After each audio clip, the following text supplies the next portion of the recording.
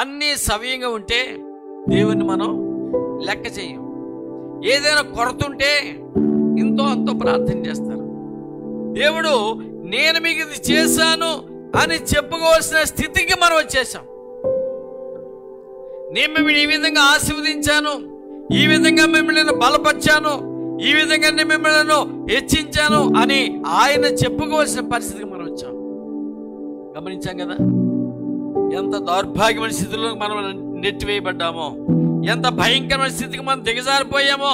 ఆయన మనతో మాట్లాడుతున్నాడు. నీ దుర్దశను జ్ఞాపకం చేసుకో, నువ్వు కన్నీరు కార్చి ఏడ్చని నీ స్థితిని జ్ఞాపకం చేసుకో.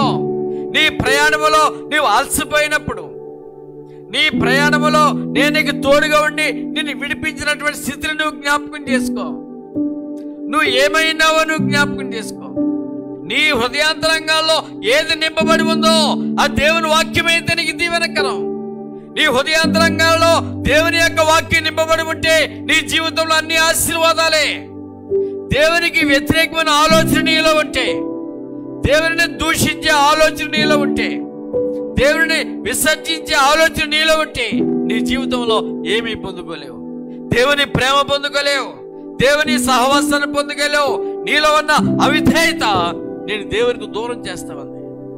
అందువల్లనే ప్రభు మనను ఒక చోటికి సమకూర్చి ఇశ్రాయేలు అందరినీ చూడండి. అక్కడ మీరు 17వ వచనంలో, తరువాత సమూయేలు మిస్పాకు యెహోవా యొద్దకు జనులను పిలువనంపించి ఇలా మాట్లాడుతున్నాడు.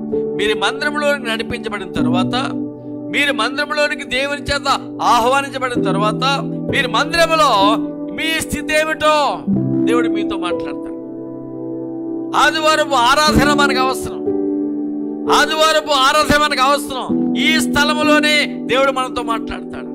దేవుడు మీతో మాట్లాడడానికే ఇక్కడ నడిపిస్తూ ఉన్నాడు.